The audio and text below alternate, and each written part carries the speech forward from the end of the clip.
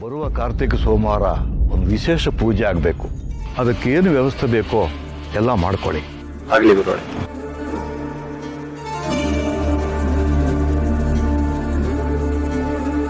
ಗುರುಗಳೇ, ನನ್ನ ಮಗಳು ಗೌರಿ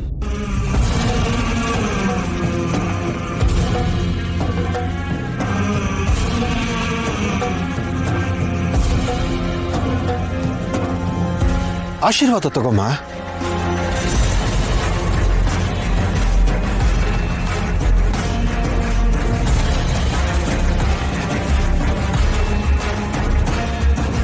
ನಿನಗೆ ನಾನೇನಮ್ಮ ಆಶೀರ್ವಾದ ಮಾಡೋದು?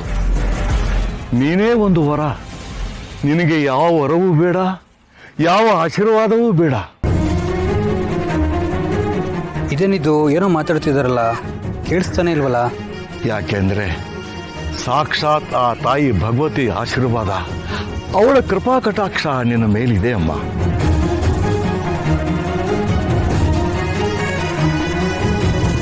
ಗುರುಗಳೇ, ಹಾ ತಾಯಿ, ನೀನು ಸಾಮಾನ್ಯದವ್ರ ಥರ ಇದೀಯಾ ಅಷ್ಟೇ. ಆದರೆ ನೀನು ಸಾಮಾನ್ಯಳಲ್ಲ ತಾಯಿ. ಆ ಕಾರಣಕ್ಕೇನೆ ಆ ಮಣಿಹಾರ ನಿನ್ನ ಹತ್ರ ಇದೆ. ಇಲ್ಲ ಅಂದ್ರೆ ಅದು ನಿನ್ನ ಹತ್ರ ಇರ್ತಾ ಇರಲಿಲ್ಲ, ಎಲ್ಲೋ ಹೋಗ್ತಿತ್ತು. ಆ ಮಣಿಹಾರ ನಿನ್ನ ಹತ್ರ ಇದೆ ಅಂದ್ರೆ, ನಿನ್ನ ಬಳಿ ಅದು ಬಂದಿದೆ ಅಂದ್ರೆ, ನಿನ್ನ ಕುಟುಂಬ ಎಂಥ ಅಪಾಯದ ಸಮಯದಲ್ಲೂ ಸುರಕ್ಷಿತವಾಗಿ ಇದೆ ಅಂದ್ರೆ, ಅದಕ್ಕೆ ಕಾರಣ ನಿನ್ನಲ್ಲಿರೋ ಒಂದು ವಿಶೇಷವಾದ ಶಕ್ತಿ. ಆದರೆ ಅದರ ಅರಿವು ನಿನಗಿಲ್ಲ. ಏನ್ ಹೇಳ್ತಿದ್ದೀರಾ ಗುರುಗಳೇ? ನನಗೇನು ಅರ್ಥ ಆಗ್ತಿಲ್ಲ. ಗೊತ್ತಾಗತ್ತೆ. ನೀನು ಯಾರು ಅನ್ನೋ ಸಂಗತಿ ನಿನಗೆ ಅರ್ಥ ಆಗೋ ದಿನ ಹತ್ರದಲ್ಲೇ ಇದೆ. ಅರ್ಥ ಆಗೇ ಆಗತ್ತೆ. ನಿನ್ನನ್ನು ಇಲ್ಲಿಗೆ ಕರೆಸಿದ ಕಾರಣ ಏನು ಅಂದ್ರೆ, ಬರುವ ಹುಣ್ಣಿಮೆ ದಿನ ನೀನು 15 ದಿನಗಳಿಂದ ಮಾಡ್ತಾ ಬಂದಿರೋ ವೃತ ನೇಮ ನಿಷ್ಠೆಗೆ ಫಲ ಸಿಗೋ ದಿನ. ಆವತ್ತು ಮಣಿಹಾರದ ಪೂಜೆ ಪೂರ್ಣವಾಗುತ್ತೆ. ಆಯ್ತು ಗುರುಗಳೇ, ನೀವು ಹೇಗೆ ಹೇಳ್ತೀರೋ ಹಾಗೆ ಮಾಡ್ತೀನಿ.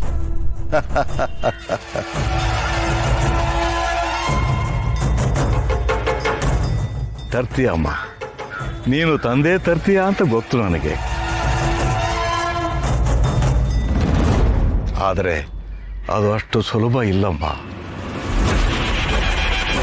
ಒಂದು ಒಳ್ಳೆಯ ಕಾರ್ಯಕ್ಕೆ 108 ವಿಘ್ನ ಅಂತ ಹೇಳ್ತಾರೆ. ನಿನಗೆ ದಾರಿಯಲ್ಲಿ ಬರುವಾಗ ಅನೇಕ ಅಡೆತಡೆಗಳು ಎದುರಾಗಬಹುದು.